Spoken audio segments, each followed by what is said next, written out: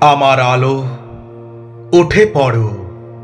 তোমার আলো, ঈশ্বর আসছেন। তোমার উপর প্রভুর মহিমা প্রতিভাত হবে। তোমার বাক্য আমার চরণের প্রদীপ এবং আমার চলার পথের আলো। আমি এই জগতের আলো। যে কেউ আমার অনুসারী হয়, সে কখনো অন্ধকারে থাকবে না, কিন্তু সেই আলো পাবে যা জীবন দেয়। সেই আলো অন্ধকারের মাঝে উজ্জ্বল হয়ে উঠল, আর অন্ধকার সেই আলোকে জয় করতে পারেনি। তোমরা জগতের আলো, পাহাড়ের ওপর কোনো শহর যা কখনো শুকানো যায় না। প্রভু তোমাদের আশীর্বাদ করুন এবং রক্ষা করুন। প্রভু তোমাদের প্রতি সদয় হন এবং তোমাদের করুণা প্রদর্শন করুন। প্রভু তোমাদের প্রার্থনার উত্তর দিন এবং তোমাদের শান্তি দিন। প্রভু আপনি আমার জ্যোতি এবং আমার পরিত্রাতা। আমি কাউকেই ভয় পাব না। প্রভু আমার জীবনের সুরক্ষা স্থান, তাই কোনো লোককেই আমি ভয় পাব না। কারণ প্রভু আমাদের এমনই আদেশ করেছেন, আমি তোমাদের অইহুদীদের কাছে দীপ্তিস্বরূপ করেছি, যেন তোমরা জগতের সমস্ত লোকের কাছে পরিত্রাণের পথ জ্ঞাত করো।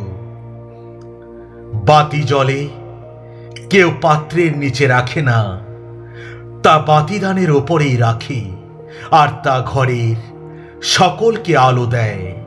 তেমনি তোমাদের আলো লোকদের সামনে উজ্জ্বল হোক, যেন তারা তোমাদের সৎ কাজ দেখে তোমাদের স্বর্গের পিতা ঈশ্বরের মহিমা কীর্তন করে।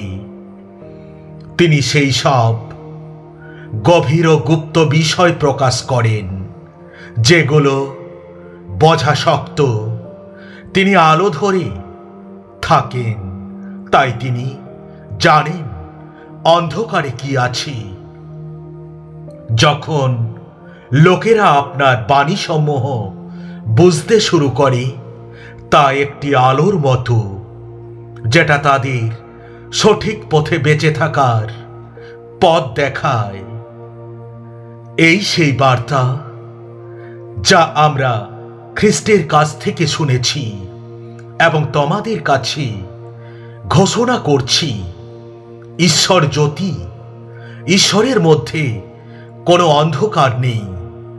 প্রভুর উপরে নির্ভর করো, তাকে বিশ্বাস করো। যা করার তিনি তাই করবেন। প্রভু তোমার ধার্মিকতা ও ন্যায় নীতি মধ্যাহ্নের সূর্যের মতো উজ্জ্বল করুন। ঈশ্বর জ্যোতিতে আছেন। আমরা যদি সেই রকম জ্যোতিতে বাস করি, তবে বলা যায় আমাদের পরস্পরের মধ্যে সহভাগিতা আছে। ঈশ্বরের পুত্র যিশুর রক্ত আমাদের সমস্ত পাপ থেকে শুচিশুদ্ধ করে। তারপর ঈশ্বর বললেন, আলো ফুটুক। তখনই আলো ফুটতে শুরু করলো।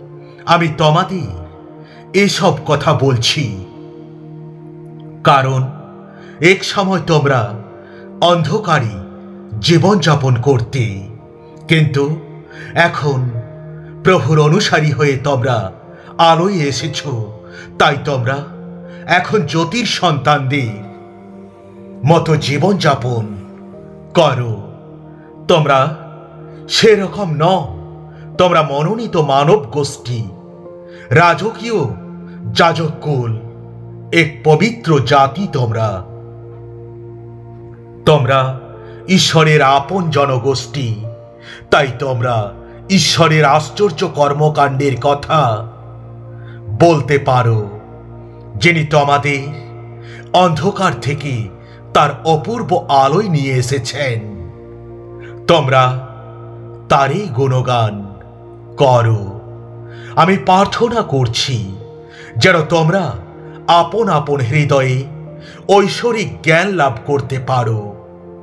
তাহলে ভবিষ্যতে কি প্রত্যাশার জন্য ঈশ্বর তোমাদের আহ্বান করেছেন তা তোমরা জানতে পারবে।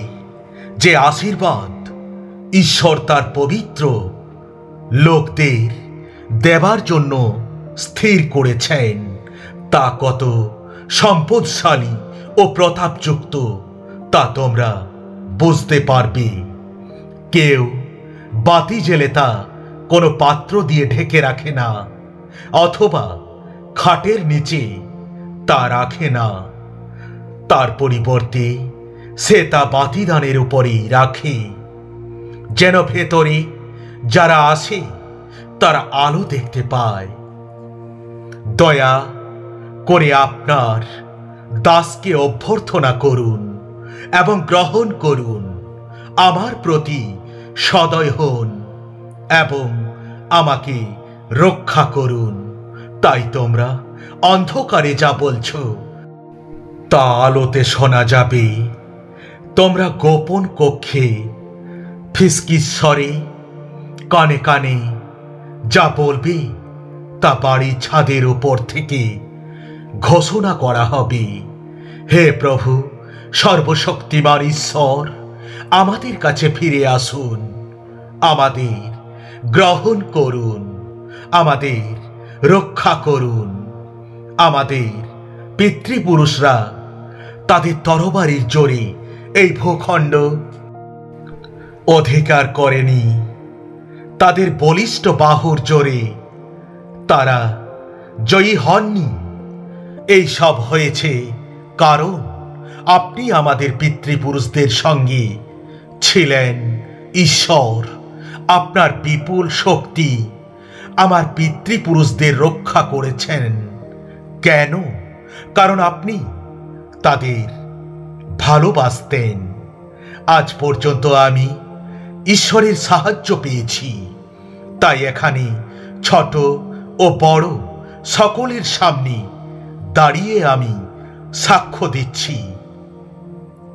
মসি ও ভাববাদীরা যা ঘটবে বলে গেছেন সেটা ছাড়া আমি আর অন্য কোনো কথা বলছি না।